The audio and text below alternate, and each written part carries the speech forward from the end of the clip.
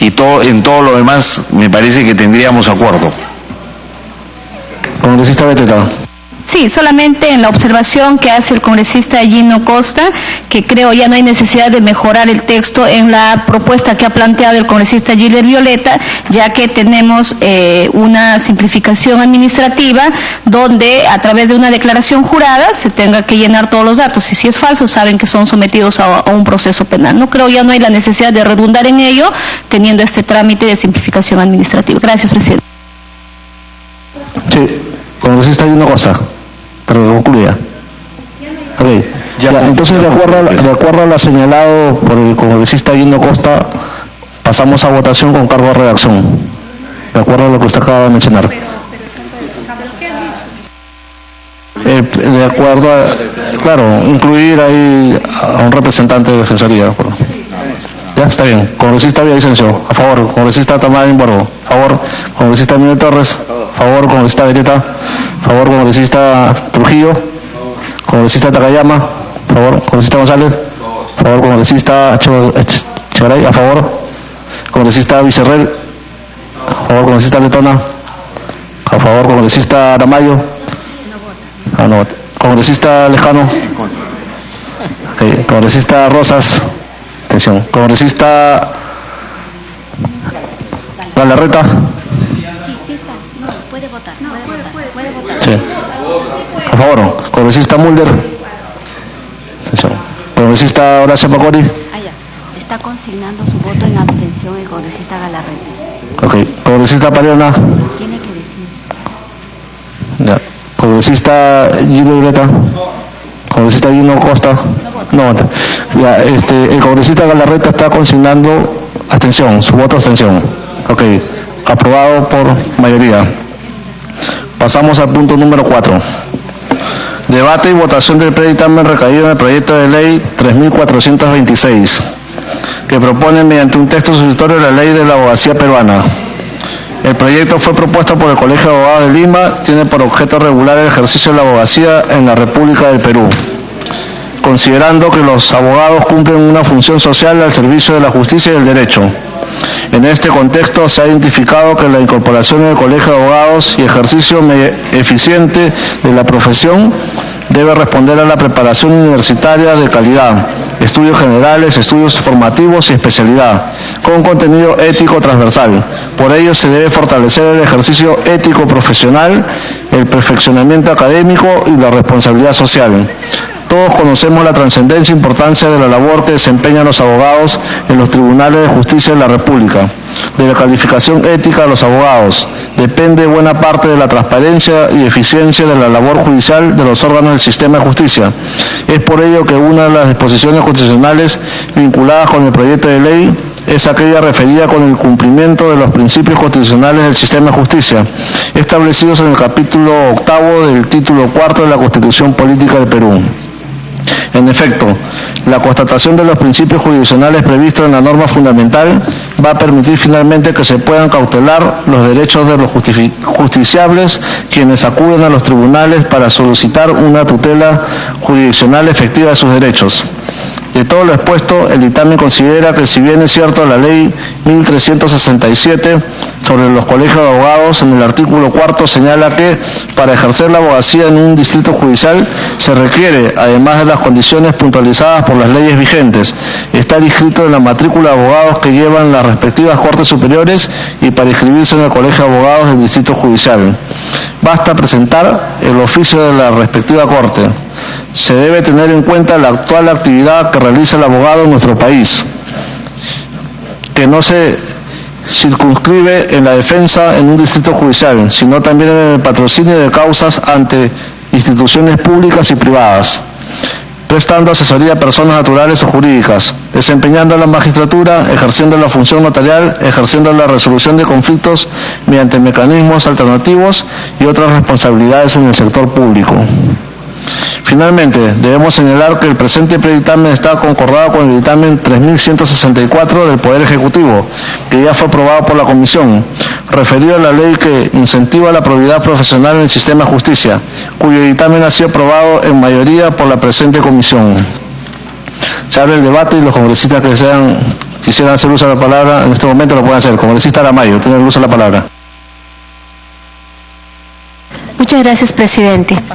Yo quería comentar que el proyecto de ley que hemos incorporado es el 3670 y el objeto que tiene es regular el ejercicio profesional de la abogacía a nivel nacional para garantizar el respeto de los derechos y libertades fundamentales de las personas y su dignidad humana bajo los principios rectores de probidad, lealtad, confidencialidad, buena fe, honestidad y especialidad, que era algo que no se había tomado en cuenta.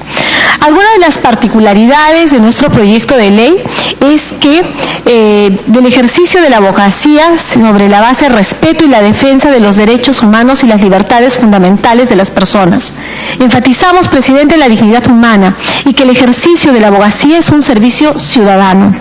Este proyecto de ley está orientado básicamente a promover el ejercicio con probidad, como hemos leído, integridad, buscando la especialidad como eje fundamental de la formación profesional y el ejercicio profesional de las ramas del derecho, impulsando una formación básica en derechos humanos y derecho constitucional. Así también tiene como finalidad uniformizar los estándares de calidad y competitividad en el ejercicio profesional de la abogacía en todo el territorio nacional.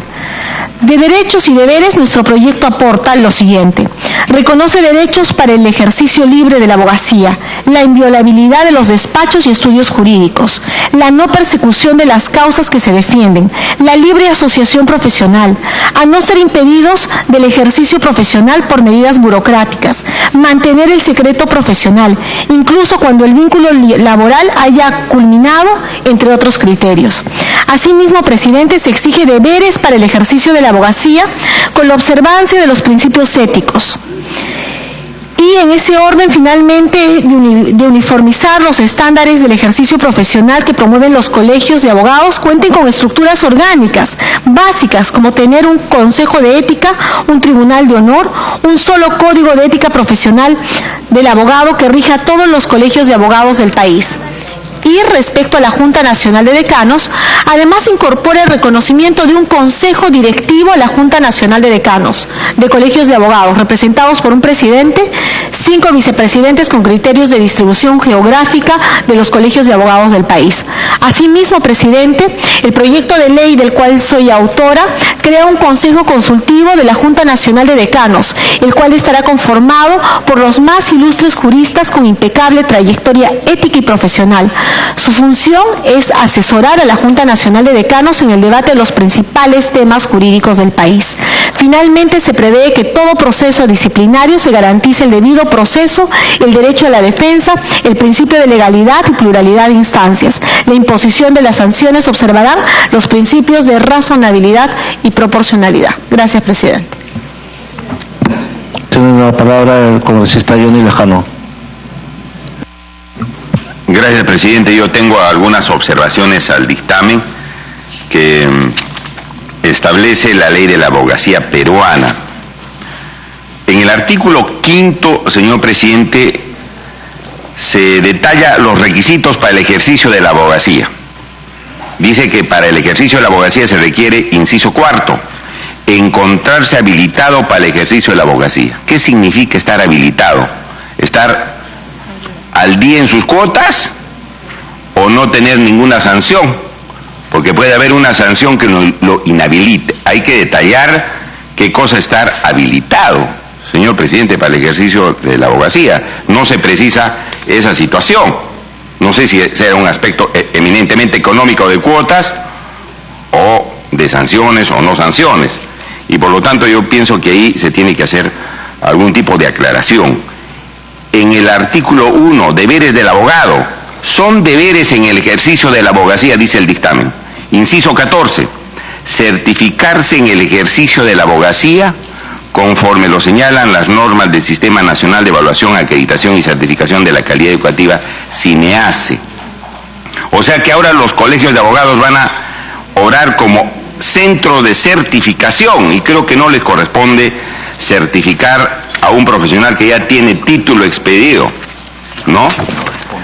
Pero, señor, además se establece que la calidad educativa del abogado tiene que ser conforme a las normas del SINEACE. El SINEACE en estos momentos está es una ley derogada.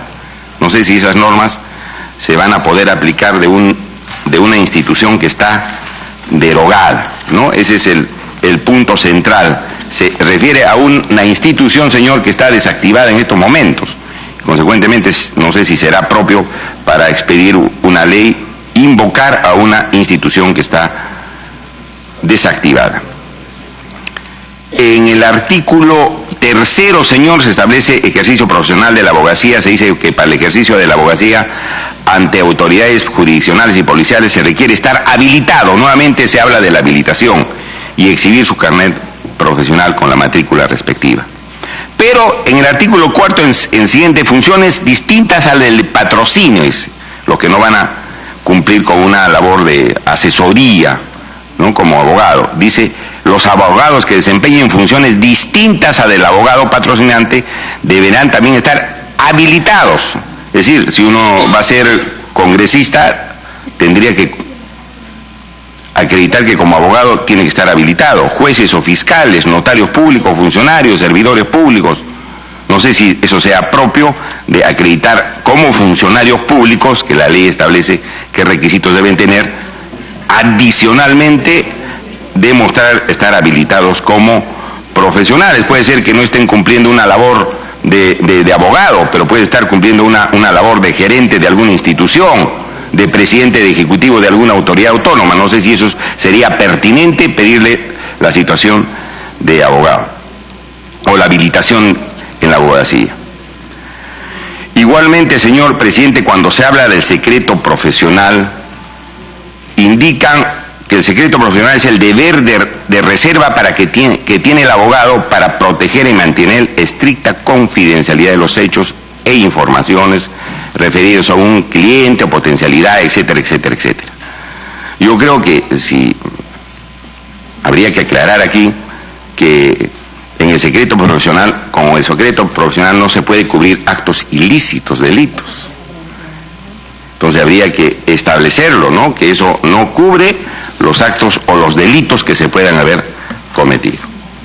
En el artículo 14, inciso 11, nuevamente se hace invocación al CINEACE, norma del CINEACE que repito que está derogada. Entonces habría que ver cómo se subsana esa situación, señor presidente. Y finalmente, considera una infracción muy grave, y esto me parece sumamente inconveniente, considera una infracción muy grave de un abogado ejercer la profesión encontrándose suspendido o inhabilitado. Muy grave. Entonces aquella persona que ha ido a asesorar y no ha pagado sus cuotas está incurriendo en una infracción muy grave. ¿Y cuál es la sanción para una infracción muy grave? La expulsión del colegio. A mí me parece una exageración ese dispositivo, señor presidente. Yo hago esas observaciones a efecto que se tome en cuenta antes de aprobar el dictamen, que me parece una ley importante, pero que creo que necesita ciertas correcciones y ciertas precisiones. Gracias, señor presidente. Ok, tiene usted la palabra congresista Takayama. Congresista Takayama.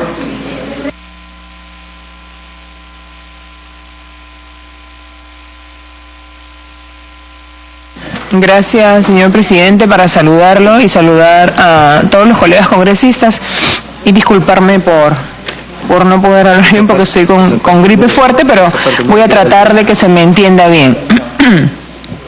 Quisiera, por favor, señor presidente, en relación al texto en debate, haré un planteamiento de modificación, pero más que todo es inclusión en 2 artículos. En el artículo 10, para que se incluya la estructura orgánica que está compuesta de la siguiente manera: 10.1, órganos de gobierno, conformada por la Asamblea de Gremiados y Junta Directiva; 10.2, órganos de dirección, conformada por el decanato y las direcciones; 10.3, órganos de asesoramiento; 10.4, órgano de control, conformado por la Junta de Vigilancia; 10.5, órganos deontológicos conformados por el Tribunal de Honor y comisiones de investigación; 10.6, órgano electoral conformado por el Comité Electoral. Y en el artículo 16 quisiera agregar el siguiente párrafo: Los ingresos se destinan al financiamiento de los gastos de funcionamiento de los colegios de abogados en cumplimiento de su misión institucional y están sujetos a rendición de cuentas por lo menos una vez al año durante la asamblea anual de sus agremiados. Eso es todo, señor presidente. Muchísimas gracias. Tiene uso la palabra el congresista Gilbert Violeta. Gracias, presidente. Presidente, primero, más o menos en línea con lo que había señalado también el congresista Lescano en el artículo 5, referido al ejercicio de la abogacía. Pero, perdón, presidente, me estaba olvidando de una cosa que quería resaltar. Lo primero que quería resaltar es que hay que saludar que este supuesto de autorregulación nace del propio Colegio de Abogados de Lima y que me parece que es una cosa muy loable en la medida de que se trata de un deber de autorregulación del propio ejercicio profesional de un colegio que precede la República. El Colegio de Abogados de Lima fue creado en 1804, antes que incluso se fundara la República del Perú.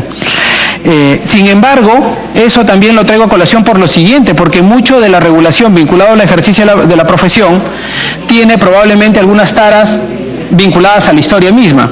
Y una de esas es precisamente el que se refería el congresista Lescano sobre la habilitación. ¿Y qué es lo que ocurre aquí? La habilitación para el ejercicio profesional de la abogacía, como ocurre en algunas otras profesiones también, está íntimamente vinculado a un pago económico que realizan que realizamos quienes queremos ejercer la abogacía a los colegios de abogados donde estemos registrados. Y sobre eso hay una sentencia que se vio en la Corte Interamericana de Derechos Humanos en San José de Costa Rica, pero no vinculado a los colegios de abogados, sino vinculados a los colegios profesionales y, si no me equivoco, específicamente a los colegios de periodistas. Pero más allá de que no se trate de la misma profesión, el criterio que se estableció es que el ejercicio profesional, que se corresponde a su vez con el derecho fundamental al trabajo, no puede estar condicionado a un deber de pago. Es decir, los colegios profesionales pueden establecer una habilitación basado en el ejercicio ético o en el ejercicio o en el cumplimiento de determinada sanción. Por ejemplo, si es que el Tribunal de Ética del Colegio de Abogados establece que una persona está suspendida en sus funciones por haber incumplido cierta norma ética o cierta actividad profesional, por lo tanto no está habilitado en un lapso de tiempo determinado, pues eso supondría un supuesto de inhabilitación. Pero lo que no debería ocurrir es que la inhabilitación se dé porque una persona no pagó 2 meses 34 soles al Colegio de Abogados o que debe el último año una cantidad X de soles, porque entonces estamos condicionando no solamente el ejercicio profesional, sino estamos condicionando el derecho al trabajo a un pago respecto de un colegio que en ese punto no tendría por qué condicionar la habilitación profesional. Eso no implica que los colegios de abogados tengan, a su vez, por convenio o para quien quiera afiliarse de manera voluntaria, establecer otro tipo de prestaciones, por ejemplo una prestación previsional. Muchos abogados que ejercen de manera libre no tienen ningún otro seguro y entonces prefieren pagar un seguro a través del Colegio de Abogados. Pues ese tipo de pagos no son pagos de condicionamiento de habilitación, sino son pagos voluntarios bilaterales que establece el abogado con su colegio profesional para algún tipo de prestación complementaria, clubes deportivos, servicio previsional o servicios de salud o similares. Por lo tanto, presidente, quiero enfatizar en que en el numeral punto 4 del artículo 5, la habilitación tiene que quedar claramente establecida como una habilitación que no está condicionado a pago alguno, ¿no? A los pagos mensuales. El artículo número 5, numeral 4. Eso en primer lugar. También podría ocurrir, presidente, que si se deja el texto como está, se tenga que establecer otro artículo de manera específica en la que se diga que es la habilitación, ¿no es cierto?, en la que se especifique la habilitación profesional consiste en tal cosa, o la inhabilitación en esta otra, o sea, para efectos de que quede claramente establecido.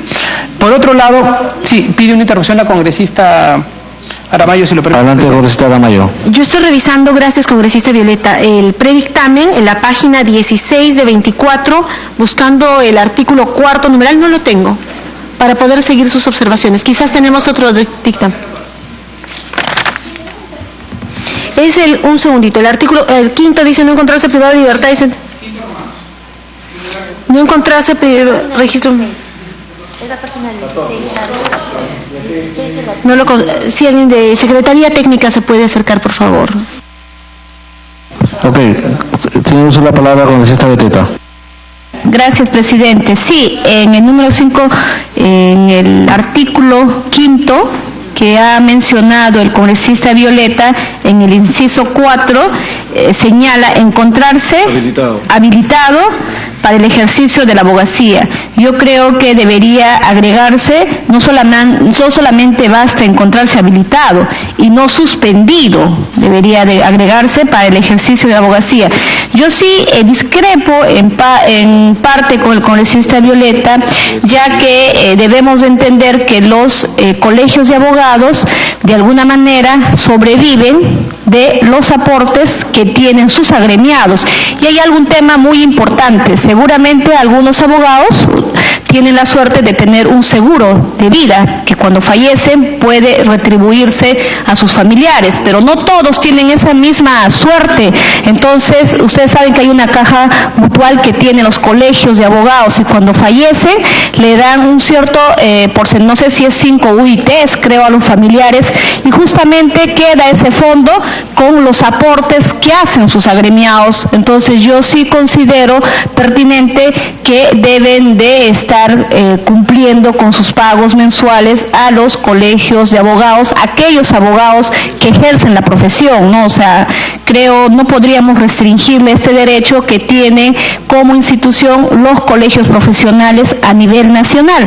Vuelvo a señalar, bueno, no sé cómo será en Lima, pero sé en Huánuco, por ejemplo, en fiestas de Navidad, con todos estos aportes, celebran a los hijos de los abogados, les hacen llegar sus pequeñas canastas, cuando fallecen los familiares de la misma manera le dan una retribución económica. Entonces con esos aportes que hacen sus mismos agremiados, luego retribuyen a sus propios agremiados. Yo creo eso no deberíamos quitarle, más por el contrario, agregarles encontrarse habilitado y no suspendido para el ejercicio de la abogacía. Gracias. Tenemos la palabra congresista Violeta. Sí, presidente, lo que ocurre es que efectivamente esta es una discusión que se da hace muchísimos años en los colegios de abogados y básicamente por eso yo traía a colación la sentencia de la Corte de San José, en el sentido de que ha quedado ya establecido el criterio que los colegios de abogados no pueden condicionar el ejercicio profesional a pagos determinados. En otro punto, en el mismo artículo, en el artículo 5, pero en el punto número 6, a efectos de establecer el ejercicio de la abogacía requiere, dice, punto 6, no haber sido condenado con resolución judicial firme por delito de terrorismo o delitos de corrupción. Y ahí mi pregunta es, ¿y qué pasa con, por ejemplo, delitos vinculados a organización criminal, o los violadores, o los asesinos seriales? Es decir, ¿por qué solamente quedan excluidos de terrorismo y delitos de corrupción el impedimento para poder ejercer la abogacía? Mi sugerencia sería que el texto señale no haber sido condenado con resolución judicial firme por delito doloso, punto. De tal suerte que excluimos lo culposo, es decir, los accidentes, pero no ponemos la particularidad de un delito en específico. Si es que alguien ha incurrido en un delito doloso, yo creo que no está habilitado para ejercer la abogacía, que es precisamente la defensa del derecho. Consecuencia, presidente, esa es otra de las sugerencias. Y dos cosas más pequeñas. En el artículo 13, vinculado al registro de sanciones, se establece que los colegios de abogados son responsables del registro de abogados y que tienen que informar al Ministerio de Justicia sobre las inhabilitaciones o las sanciones a los abogados, y establece como plazo semestralmente.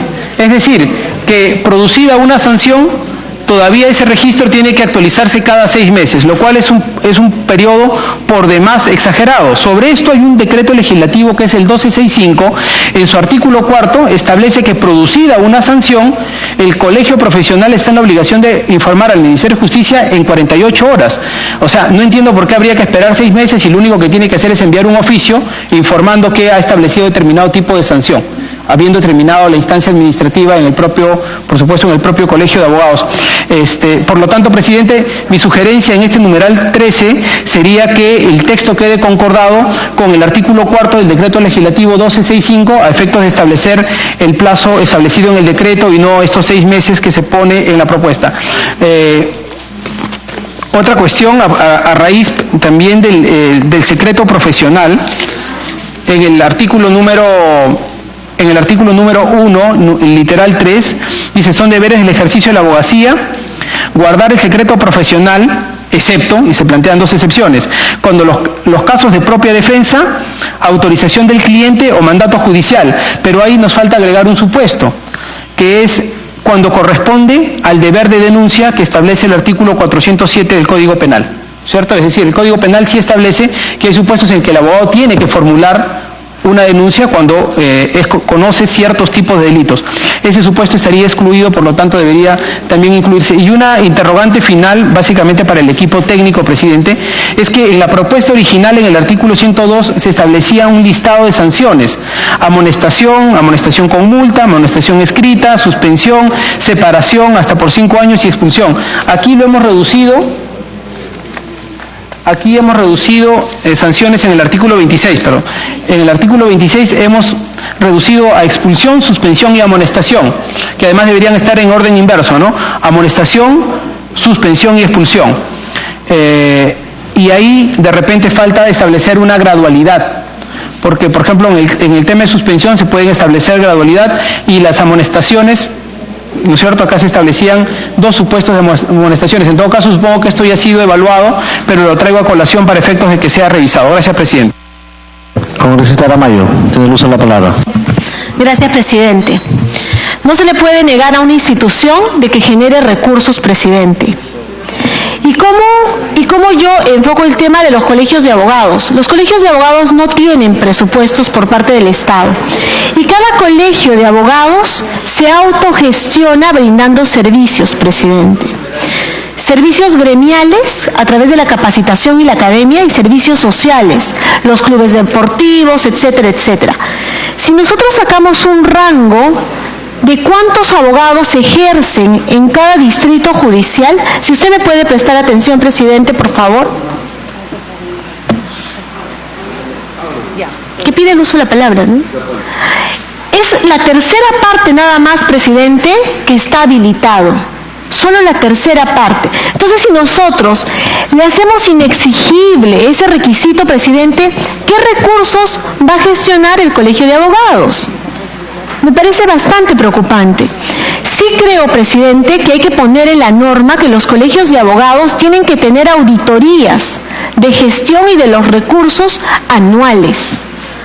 Porque así como recaudan, tienen que dar cuenta a sus agremiados se debe consignar en la norma una auditoría anual y que se informe en asamblea pública de los recursos que se gestionan. Porque hay que transparentar los fondos, pero no se puede hacer inexigible las cuotas de los aportes. Presidente, en el impedimento de patrocinio del artículo 5, aun cuando el Congreso de la República tiene un reglamento que rige como ley para los congresistas, dice: están impedidos de ejercer como patrocinio de abogados los congresistas de la República. Ahí creo que habría que exceptuar las causas propias. Basándonos en el principio de legítima defensa, no podemos recortar a un congresista de la República que se pueda patrocinar en alguna causa donde éste sea contenido. Y yo tenía otra... por el momento me detengo aquí, presidente.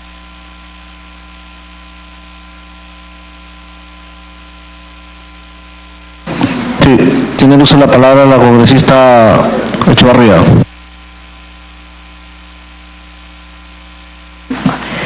Gracias, presidente. Presidente, en impedimento de patrocinio, artículo 5, yo soy de la opinión de que la excepción a esta norma de no ejercer ningún tipo de patrocinio sea a todos los comprendidos en dicho artículo, siempre y cuando sea en defensa propia. Por otro lado, no sé en qué parte se podría regular el hecho de que, como lo dijo la congresista Aramayo, tiene que existir mecanismos para controlar los ingresos de los colegios de abogados. Tomando en cuenta, por ejemplo, el Colegio de Abogados de Lima tiene años sin tener una auditoría, tampoco rinde cuentas ninguna de las gestiones y de la cantidad de de colegiados, si no están tributando o no están aportando la gran mayoría, quiere decir de que no están ellos litigando. Hay cortes superiores que obligan necesariamente a presentar la papeleta de habilitación, eso quiere decir que estemos al día. Y en el Colegio de Abogados de Lima, no todos se benefician, no todos reciben comunicaciones, porque solamente está centrado a un grupo de colegiados y los demás nada. Gracias. Muy bien,